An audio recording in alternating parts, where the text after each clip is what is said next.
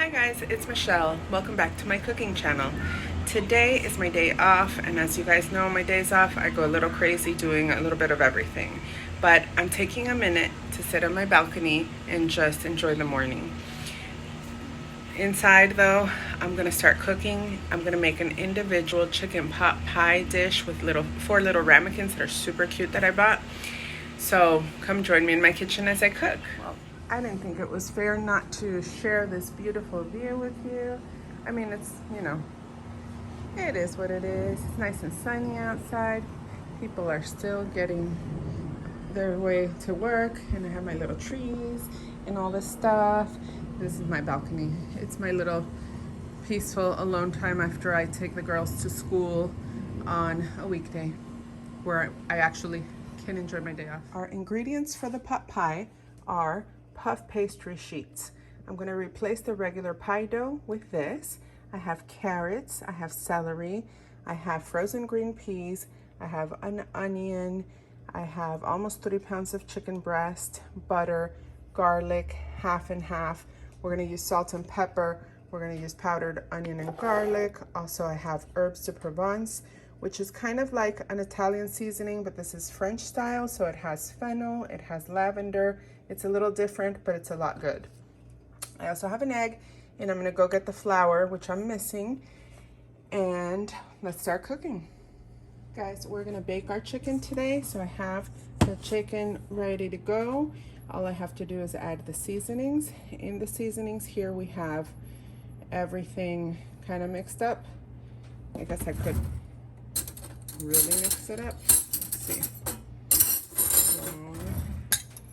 Let's just mix them up. This doesn't really matter, but why not?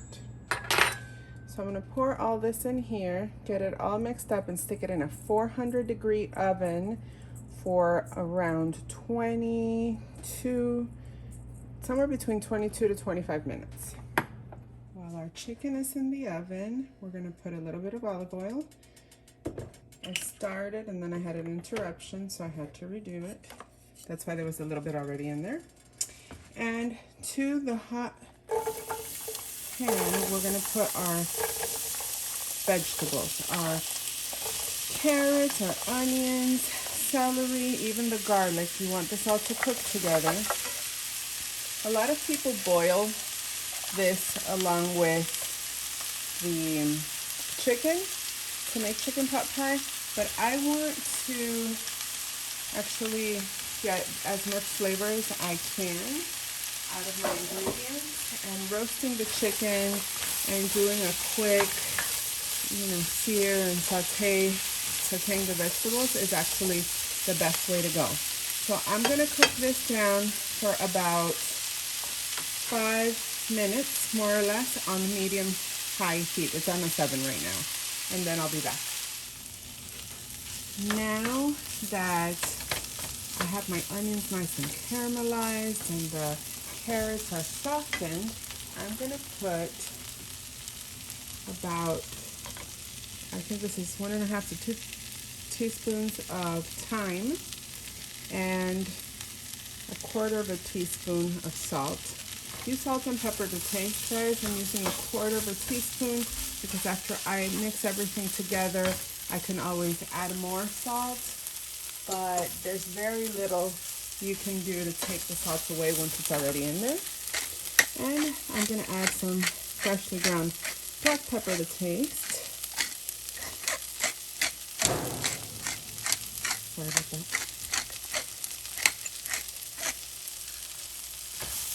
We're gonna finish cooking this up. So I'm gonna turn it off the heat so I can get my chicken out of the oven and add my butter, my flour, my half and half, and see if I can overload this pan because it's not what I should have been doing this on. Okay, I've transferred this to an adequate saute pan, and that's done. So right now I'm gonna get 3 tablespoons of butter. Let me stick this along the sides and just melt the butter in here. While this butter is melting, put this on the side. I'm going to add 3 tablespoons of flour. When you're making a roux, you always want to add equal parts of either whatever you're using, butter, flour, oil. It's usually butter and flour. So I'm going to mix this up. You want to cook the flour and the butter together. You don't want any lumps in here before the liquids come in. And I'm also, guys, gonna add some chicken stock, which I didn't mention earlier, because you know this mom brain sometimes doesn't think. And I used to laugh at people when they said mom brains, Swiss cheese, all that stuff. No, it's really a thing, guys. It really is.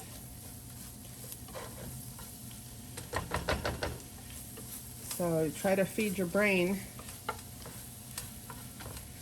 every now and then. Oh, back in Miami, speaking of feeding your brain, I used to have these acai bowls that a friend of mine used to bring to work when I worked overnights, and it's the best thing ever. And the last time I had one of those, I actually just posted because I've been so busy doing 2 different videos today.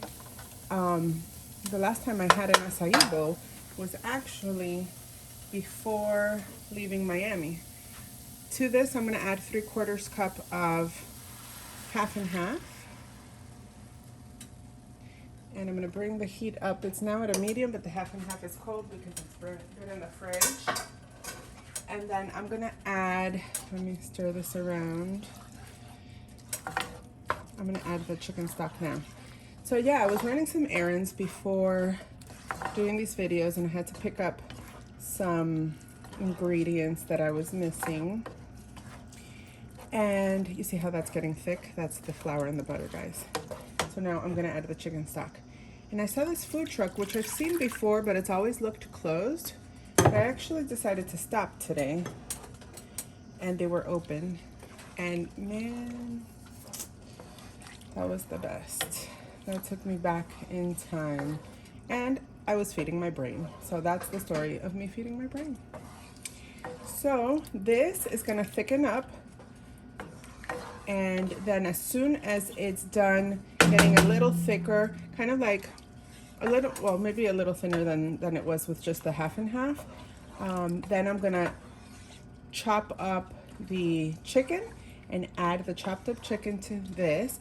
Add also the frozen peas, because this time I remembered, hey, let's add that to the end because we don't want them to completely turn to mush. And then I'm going to put them in the individual ramekins.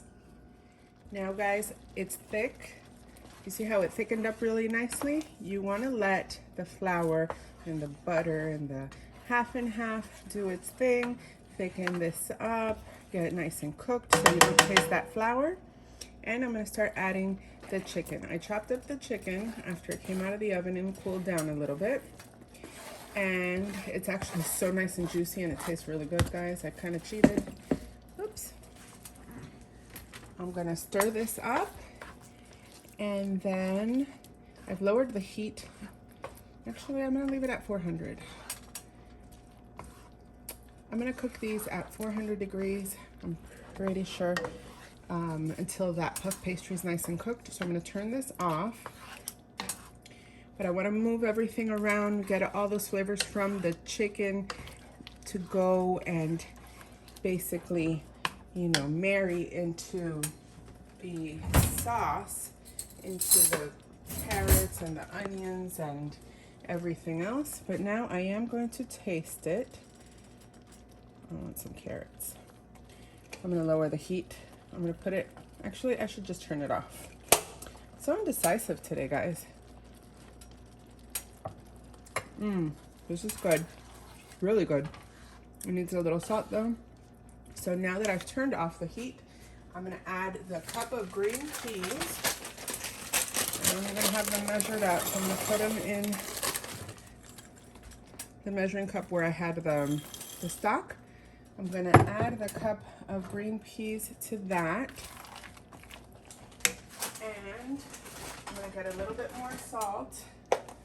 Guys, I put everything away once I'm done with it, so then I'm always scrambling to get more things. And then after this is all nice and mixed, I'm gonna put them in the little ramekins and we'll get it in the oven. So now I have my 4 ramekins here. I put it in a baking sheet with some parchment paper, only because if it spills over, I don't want it to make a mess. So I'm gonna fill this up and pull out the puff pastry out of the fridge. Okay, now that we're ready to put it in the oven, I have my oven preheating at 400 degrees.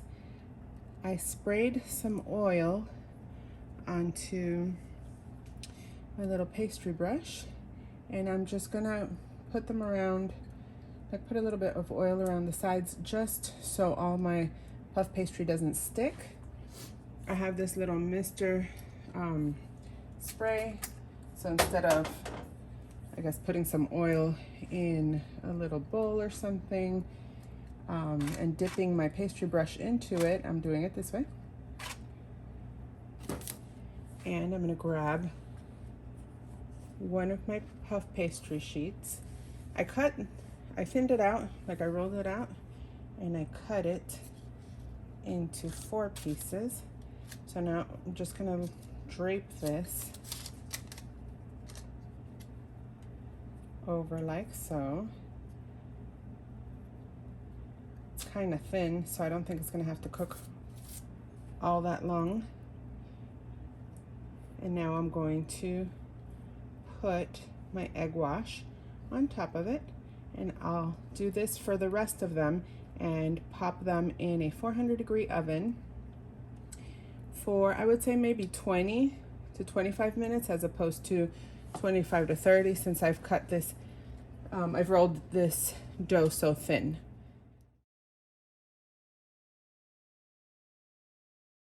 Guys, I'm exhausted, but this is gonna be so good. I'm so excited it came out so nice. I am ready to dig in.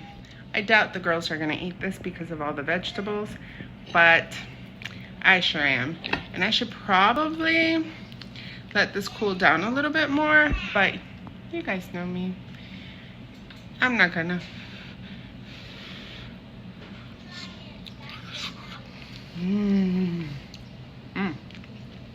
Wow, that's really good. Some people like nutmeg in their chicken pot pies. Not me. I don't know why. I don't like that sweetness for some reason. So now I'm gonna taste the dough. You guys know I like crunchy things. This came out really good. You can taste the thyme. It tastes like authentic chicken pot pie, but it's for one.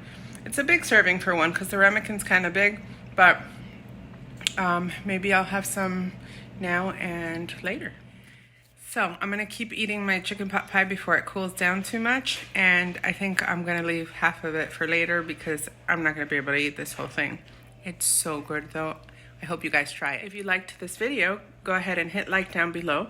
If you have any requests or suggestions, leave a comment as well.